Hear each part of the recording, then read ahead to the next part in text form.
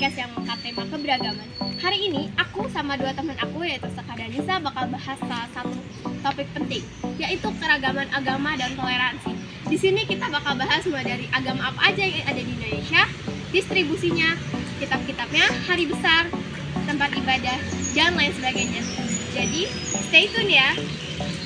Sekar, bisa kamu jelaskan nggak sih apa aja agama yang diakui secara resmi di Indonesia dan gimana distribusinya di masyarakat? Itu Jani, di Indonesia ada 6 agama yang diakui oleh negara, yaitu Islam, Kristen, Protestan, Katolik, Hindu, Buddha, dan Konghucu. Masing-masing agama ini memiliki jumlah pemeluk yang berbeda-beda. Berdasarkan data Badan Pusat Statistik atau BPS tahun 2020, distribusi penduduk Indonesia berdasarkan agama adalah sebagai berikut.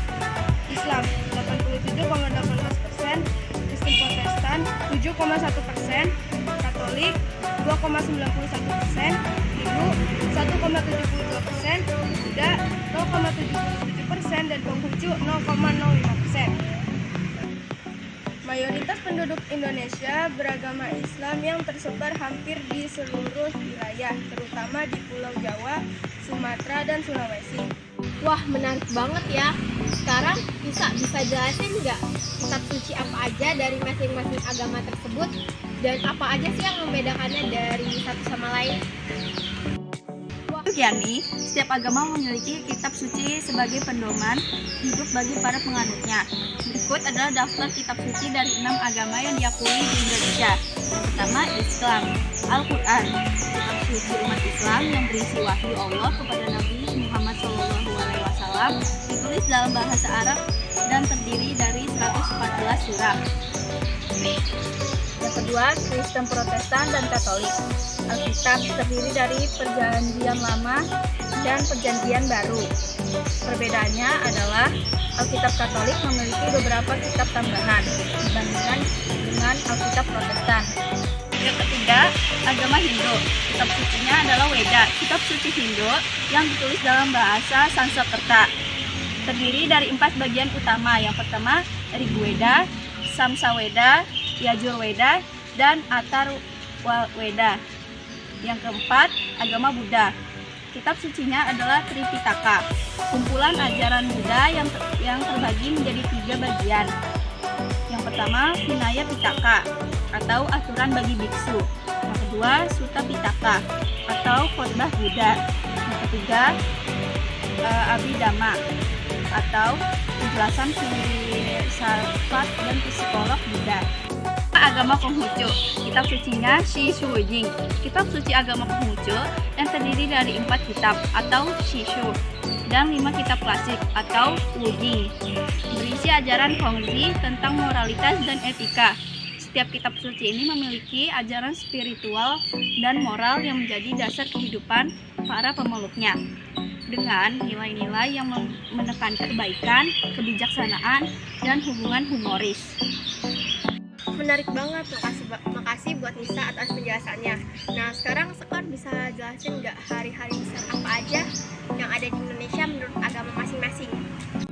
Tentu Yani, setiap agama memiliki hari besar yang dirayakan dengan ritual dan tradisi yang khas. Berikut daftarnya. Islam merayakan Idul Fitri. Idul Fitri adalah hari kemenangan setelah berpuasa selama Ramadan. Dirayakan dengan sholat Id, silaturahmi, dan berbagi makanan. Lalu ada juga Idul Adha. Idul Adha adalah hari raya kurban yang memperingati kisah Nabi Ibrahim, ditandai dengan penyembelihan hewan kurban dan pembagian daging kepada yang membutuhkan. Lalu ada Maulid Nabi juga. Maulid Nabi adalah peringatan kelahiran Nabi Muhammad SAW. Biasanya dirayakan dengan pengajian dan doa-doa bersama. Lalu ada Isra Miraj. Isra Miraj memperingati perjalanan Nabi Muhammad ke langit, dirayakan dengan ceramah keagamaan dan ibadah malam. Lalu ada Kristen, Protestan, dan Katolik. Kristen, Protestan, dan Katolik merayakan Natal. Natal adalah peringatan kelahiran Yesus Kristus pada tanggal 25 Desember, dirayakan dengan misa, doa, dan berbagi kasih. Lalu ada Paskah. Paskah memperingati kebangkitan Yesus setelah penyaliban, dirayakan dengan ibadah khusus dan simbol telur Paskah. Ada juga kenaikan Yesus Kristus, yaitu memperingati Yesus ke surga. Biasanya dirayakan dengan kebaktian dan refleksi spiritual.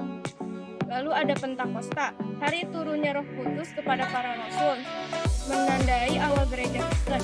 Ada Hindu. Hindu merayakan Nyepi, yaitu tahun baru Saka, dirayakan dengan puasa, meditasi, dan hening tanpa aktivitas. Ada juga Galungan dan Kuningan, perayaan kemenangan Dharma atau kebaikan melawan Dharma, kejahatan, ditandai dengan sembahyang di pura dan penjor. Ada Buddha. Lalu di Buddha memperingati Waisak, yaitu memperingati kelahiran, pencerahan, dan wafatnya Siddhartha Gautama, dirayakan dengan ritual di vihara dan pelepasan lampion. Lalu ada Asda, memperingati khotbah pertama Buddha, dirayakan dengan pembacaan sutra. Lalu ada Konghucu. Konghucu merayakan Imlek, yaitu tahun baru dalam kalender Tionghoa, dirayakan dengan makan malam keluarga, angpau, dan barongsai. Lalu ada juga Cap Gomeh, yaitu hari ke-15 setelah Imlek, dirayakan dengan ritual keagamaan dan festival ujian. Ada juga hari lahir Kongzi, yaitu memperingati kelahiran Konfusius sebagai tokoh utama dalam agama Konghucu. Setiap perayaan ini memiliki nilai spiritual dan sosial yang memperkuat ikatan antar umat beragama. Nah, kalau kita bicara keragaman, pasti itu tuh nggak lepas dari yang namanya toleransi. Menurut Nisa, apa sih maksud toleransi dalam kehidupan sehari-hari? Toleransi berarti menghormati dan menerima perbedaan, khususnya dalam keyakinan dan ibadah. Di Indonesia, semboyan Bhinneka Tunggal Ika mengajarkan bahwa meskipun kita berbeda, kita tetap satu bangsa. Contoh toleransi dalam kehidupan sehari-hari. Yang pertama, menghormati teman yang sedang beribadah. Yang kedua, tidak mengganggu umat lain saat menjalankan ritual keagamannya.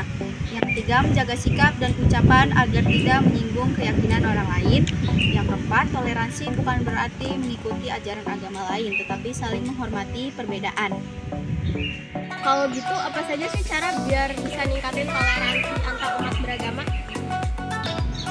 Ada beberapa cara yang bisa dilakukan untuk memperkuat toleransi di masyarakat. Antara lain, 1. Pendidikan toleransi sejak dini. Sekolah harus mengajarkan nilai-nilai keberagaman agar anak-anak sejak kecil sudah paham bahwa setiap agama punya hak yang sama untuk dihormati.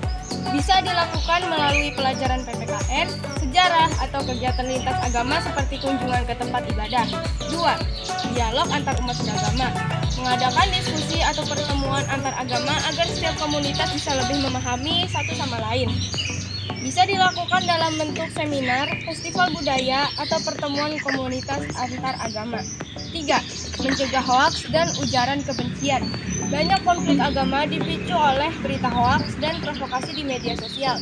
Masyarakat harus lebih kritis dalam menerima informasi. 4. Peran pemerintah dan tokoh agama. Pemerintah harus tegas dalam menindak ujaran kebencian dan diskriminasi agama. Tokoh agama juga harus aktif menyampaikan pesan damai kepada para pengikutnya. 5. Menjadi teladan dalam kehidupan sehari-hari. Contoh kecil seperti menghormati teman yang sedang beribadah, tidak memaksakan keyakinan, dan membantu tanpa memandang agama adalah langkah nyata dalam menciptakan toleransi. Kalau kita semua sadar bahwa keberagaman itu adalah kekuatan, bukan kelemahan, maka Indonesia akan tetap damai dan harmoni. Oh iya, tadi aku juga lupa bilang kalau sebenarnya selain keragaman yang tadi disebutin, ada juga tempat ibadah agama. Kayak misal Islam, tempat ibadahnya di masjid. Kristen, Protestan, dan Katolik, tempat ibadahnya di gereja. Hindu di pura, Buddha di vihara, dan Konghucu di kelenteng.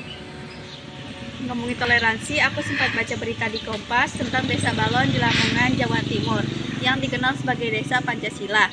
Di desa itu ada umat Islam, Kristen, Hindu, hidup rukun, bahkan saling membantu saat ada perayaan agama.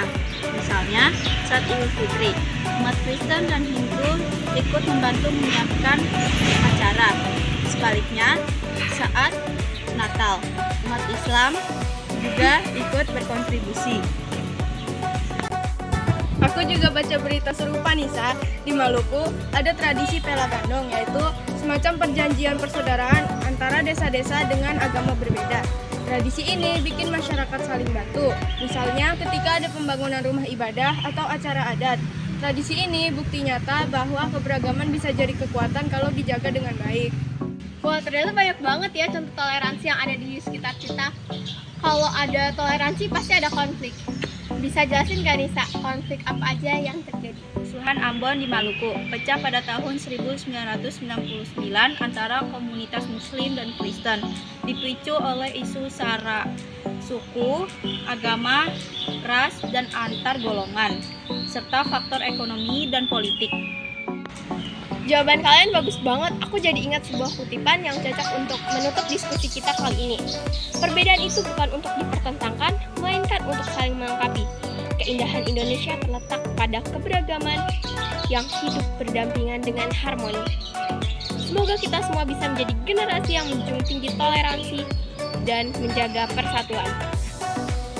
Terima kasih banyak buat Sekar dan Nisa yang sudah berbagi pandangan hari ini. Semoga obrolan kita bermanfaat. Sampai jumpa. Dadah.